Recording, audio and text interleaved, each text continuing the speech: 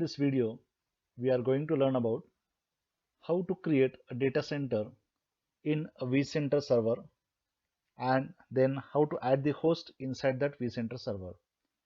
So here in this virtualization video, we are also going to see how to access a vCenter server using vSphere web client. And then we will create a data center and we will add two servers, that is two ESXi servers, ESXi server 1 and ESXi server 2, which we call it as a host. So we will add two host servers to that particular data center. From the diagram, you will understand what exactly the scenario is. We have one vCenter server. The IP address of vCenter server is 192.168.124.181, and we have two hosts available, that is ESXi server 1, the IP address is 192.168.124.182, and the second server is 192.168.124.183. The IP address are important and the credentials of this particular host servers are also important. Then we are accessing this vCenter from a machine using a vSphere web client. So we are accessing it using a web client tool. So that also we will see how to log in, how to use the web client, and then how to create a data center and how to add it. Now let's move to the practical, understand this scenario properly. We are using this web client tool from machine to access this particular vCenter server, that is a management interface, and then we will create a data center, and then we will add these particular two hosts into the data center, so that from a single vCenter server we can manage multiple ESXi servers. So let's go to the practical. So as we have seen, the IP address, vCenter server IP address is 192.168.124.181. in the browser, Chrome browser, I have entered 192.168.124.181. You will get this particular page. You can see vSphere web client. Login into the vSphere web client. You just click over here. Now you will see a login window where you have to enter the username and the password for the web client. So we have to enter the password and username of the vCenter server.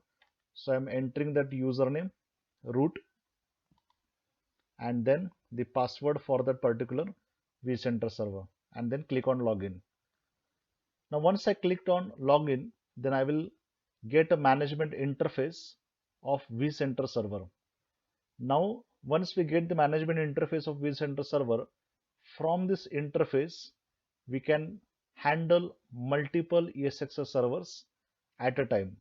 So that's why we go for a vCenter server, because if a particular data center has maybe more than 1000 2000 ESXi host servers, then how a person can manage them? So it is not possible to individual login and manage you can say ESXi server individually. Then that time we can go for a vCenter server, so that centrally we can manage multiple hosts from a single interface. So it will take some time, and once we log in, then we are going to create the data center first.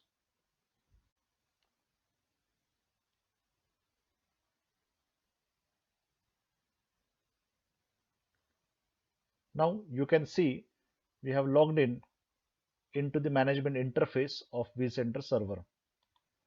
So what you have to do here, so click on the vCenter. You can see multiple options over here: host, clusters, VM and templates, networking. I will click on host and clusters. Then you will see some option called as a local host.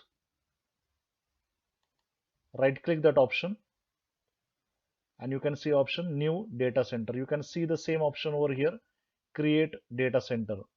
So you can use any one of this option. Click on this particular option.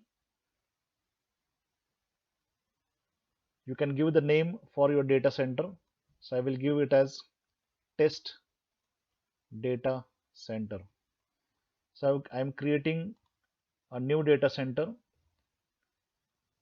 and I've given a new name for that particular data center. Now that data center is getting created. You can see the task which we are doing, and once it is created, you can see that particular data center below this. Now you can see the data center has been created.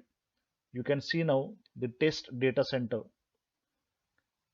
Now how we will add the host? You can see there is a button over here also, add host, or you can right click here, and the same option is available here also, add host. So what we will do, we will click add host. We know the IP address of both the machines. We have seen here the first IP address is 182 and second is 183. So I will put the first ESX IP 192.168.124.182 and then click on next.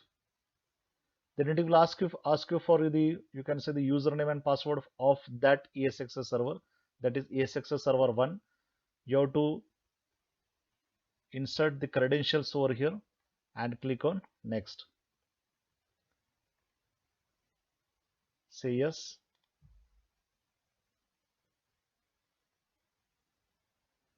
Click next.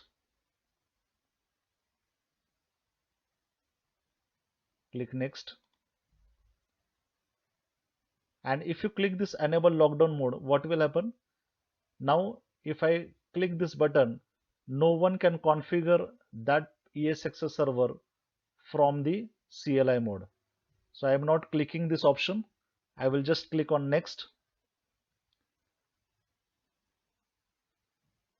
I will click on next and finish. So we have added one host to our data center. Now we will add the second host. Again, I will click on add.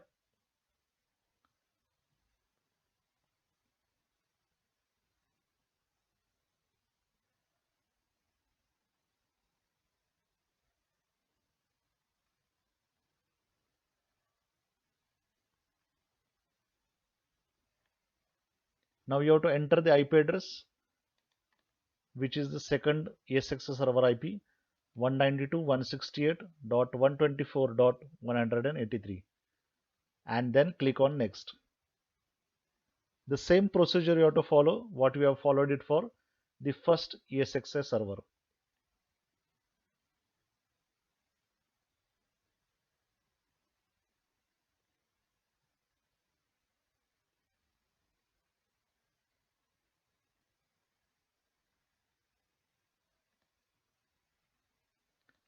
Again, you have to enter the credentials. Now these credentials are for ESXi server 2.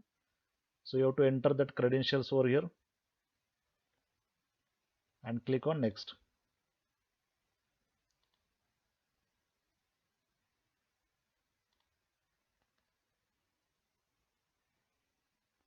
Next, next, next, next, and finish. Now you can see here the process it is showing. So it is 80% now. So we will wait. And if you expand this, you can see this is the you can see the host which we have added earlier. That was the first ESXi server 192.168.124.182, and now the second host will get added, that is 192.168.124.183. So as per the diagram, we have created a data center named as test data center. First we added this particular server, that is we added the host, and then we added the second host, that is the ESXi server 2, that is 183 IP. So in some time we can see both the host added into our data center. Now you can see both the hosts are added into our data center, and I can manage both the ESXi server from the single management interface. The same diagram is also given over here, where from a vSphere client we are accessing a vCenter server and multiple hosts can be handled from a single point. So this is how we can add the host inside a data center. We can create a data center and we can add multiple hosts inside the data center. This will be useful for further practicals. So remember these particular steps. Thank you very much.